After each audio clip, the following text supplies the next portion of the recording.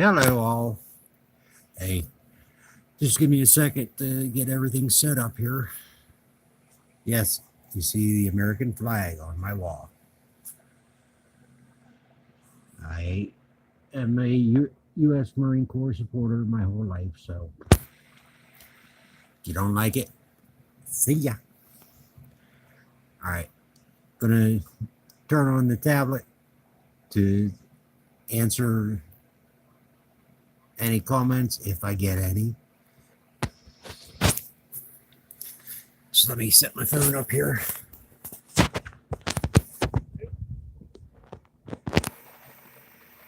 Yeah, I don't want that glare. Go to library. And hey, there I am live. All right. As I was so rudely interrupted before, let me turn that volume down. All right. Again,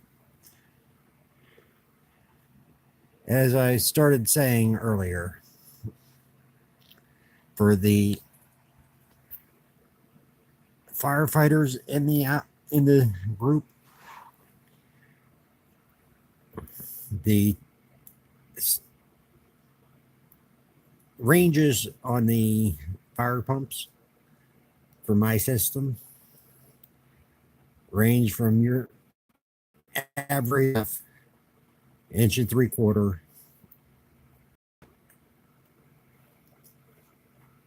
hose lines to which are roughly 25 to 150 psi. Then you have the mid range, which is 600 to 800 psi. And finally, you have the ultra high pressure, ranges from 2500 to 3500 psi. And that's for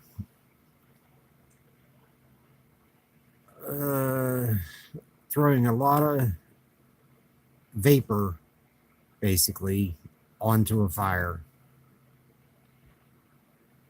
so that it's atomized as it leaves the nozzle and takes less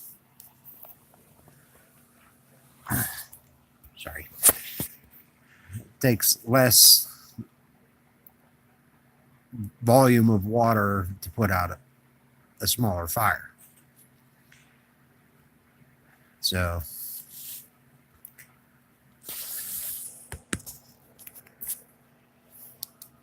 yes, I'm trying to do this so I don't the glare.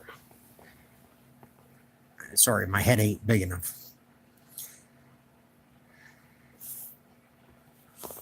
And the only way to cure that,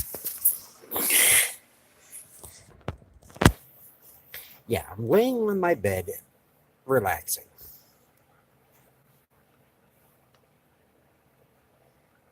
Now, any non-firefighter that decides, hey, this is a good idea, I want one.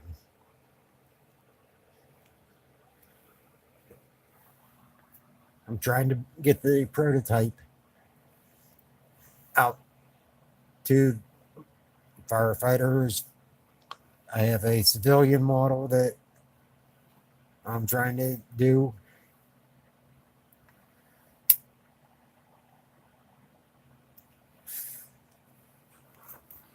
So, first one, I'm at the point that I can have, if not to your house or fire station, within a couple hours of being there within 10 days, 10 to 15 days. And it looked like we had somebody else, but they jumped back out. Oh well.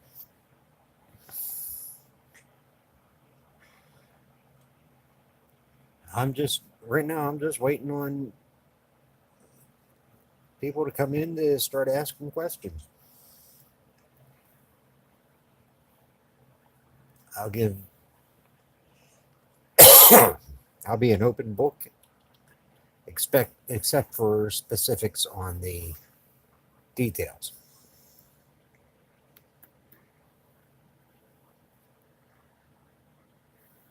But what I can say is it's 600 gallons of water,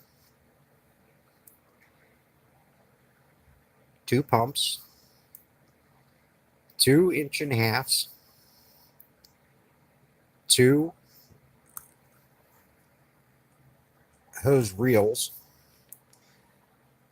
also known as booster reels.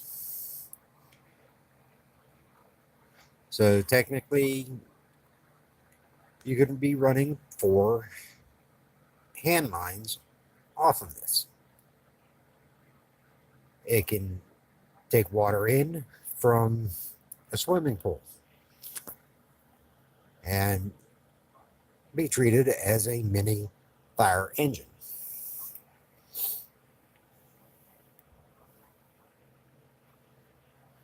I'm going to give this till 10 minutes. If nobody else jumps in, I'll work on ending this.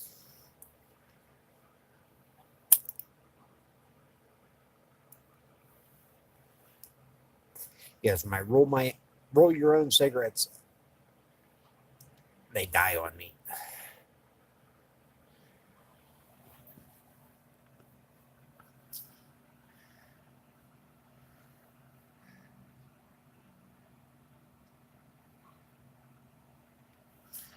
Nobody stopping in.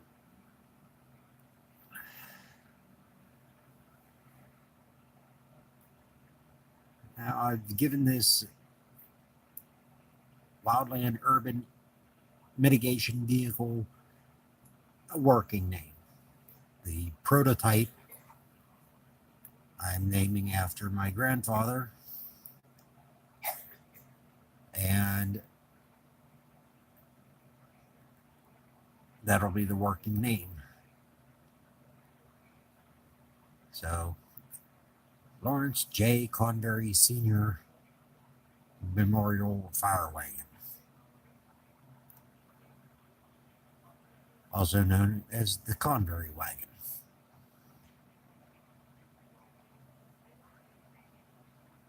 Hello to whoever's stalking in the background. You could say hi. You could ask a question.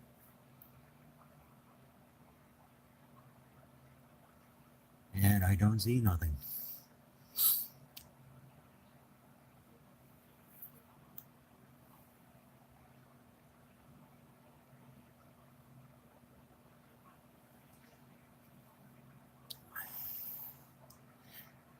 So just to recap, this is basically a commercial for the fire vehicle that I've designed.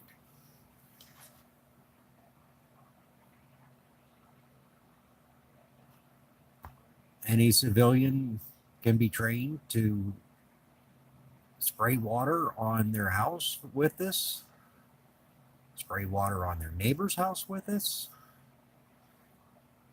spray water on the community Grandma Tilly who lives down the street. She's kind to everybody. If there's a wildfire in your area and her house is being threatened by the fire, spray it down. Also, Let me let me give you this mental image. You're working on a farm in the Midwest. It's harvesting season. You hire little Johnny Schmuckenstein from down the street to help you out on the farm. Hey, we're up to three. Ah, hi all. Oh, back down to two. Yeah. Okay, back to my mental image here. You hire little Johnny Schmuckenstein from down the street to help you out on the farm. You tell him where to grease on the hay baler.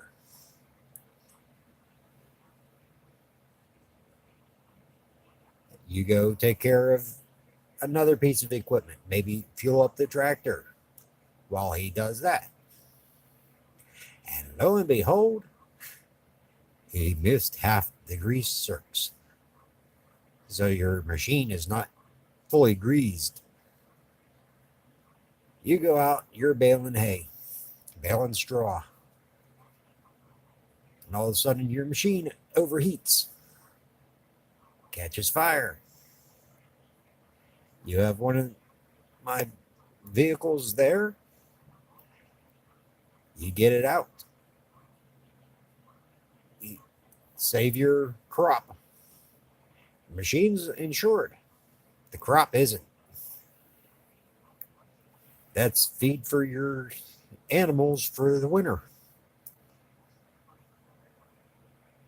So instead of losing everything, you lose, I'd say about 10 bales while getting the fire vehicle to your spot where you're working and your machine catches fire. I've talked to a couple farmers, and yes, this is a problem. Their machines do overheat, and yes, it does catch the crops on fire occasionally.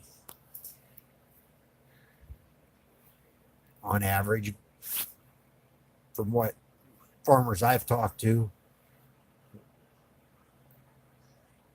it's like 2 out of 10 farmers it happens to every year. That's just going by the ones I've talked to. So don't quote me on those numbers. Excuse me.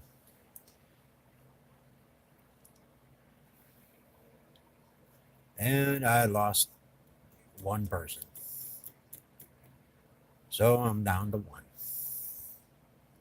Oh well, I'm still going to finish this story up.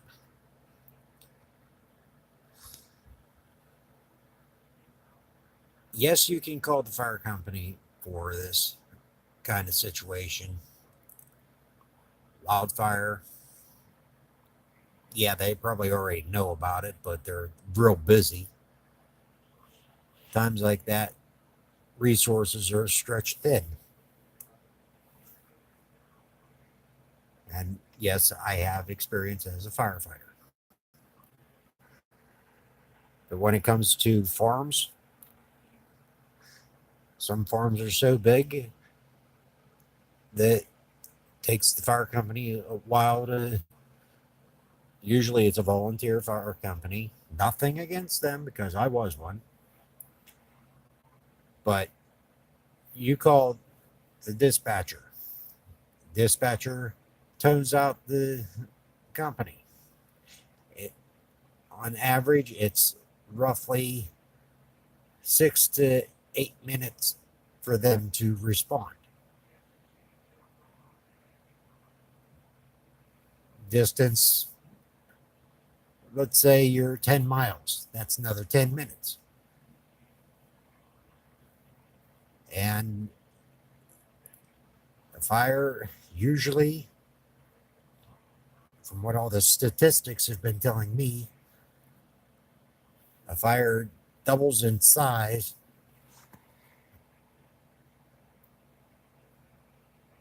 for every minute it's burning, it's doubled in size.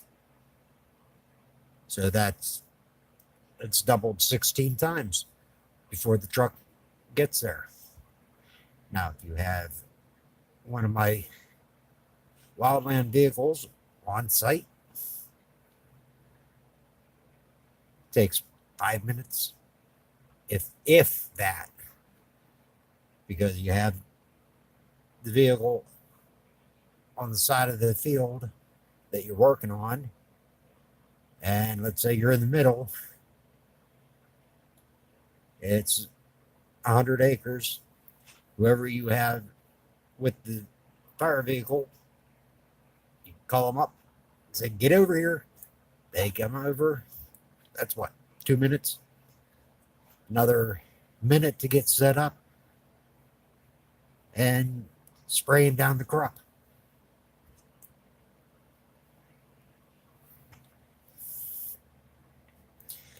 Okay. I was up to 3 people watching this, but now I'm down to just me. And I'm going to close this out here.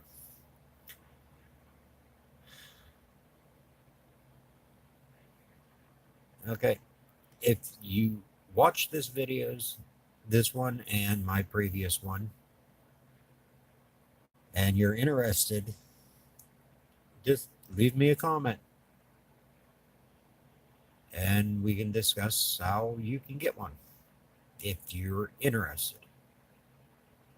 Other than that, y'all have a good night. Stay safe. And see you later.